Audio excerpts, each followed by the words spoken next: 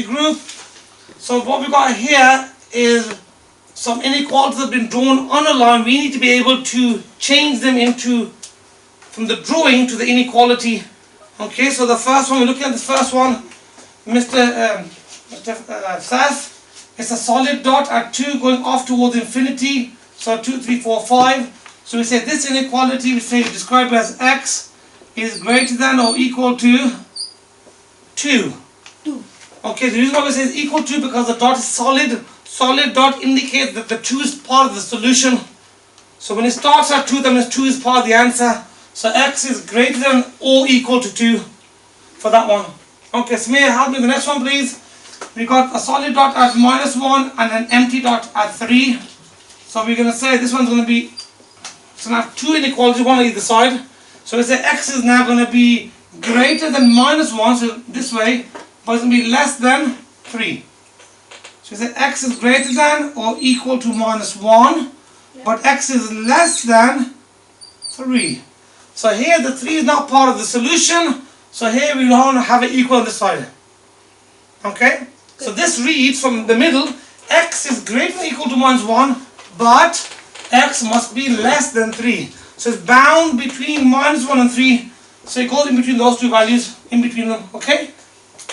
The next one, Mr. Ramiz, help us with this one.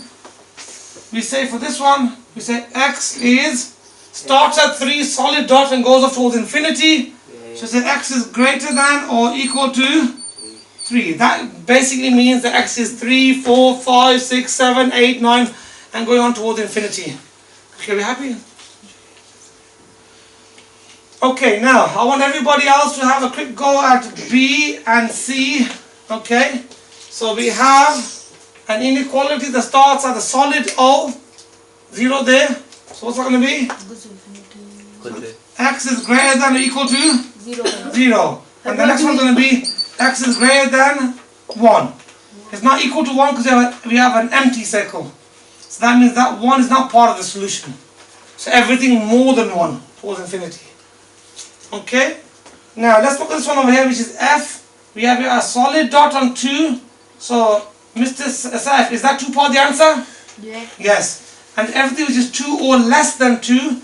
So say x is less than or equal to 2. Okay? And this one's going to be x is, Ramiz, x is less than or equal to 0. Sorry, just x, pardon me. X is just less than 0 because we have an empty circle. Empty circle means no equal sign on the bottom. So this one here is everything is less than 0. X is less than 0. Okay, right. We've got some more inequalities on this side. We've got some ones which are bound. Let's look at the bound ones. So it's bound between 1 and 2. There's 2 solid dots. So for instance, this one is, so x is greater than 1, but it must be less than or equal to 2. Okay? And the next one we have 2 in the same place, but 2 empty circles. So Mr.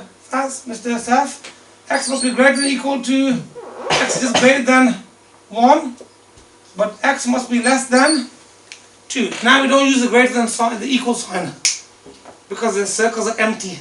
That means the 1 and the 2 are not part of the answer, but everything between the 1 and 2 is the answer. And the next one is between 0 and 4, that's solid, and that one is empty. So we say x is greater than or equal to 0 for the solid one, but less than 4. Okay, right. Thank you very much for joining us on this video on how we change diagrams of inequalities into inequalities.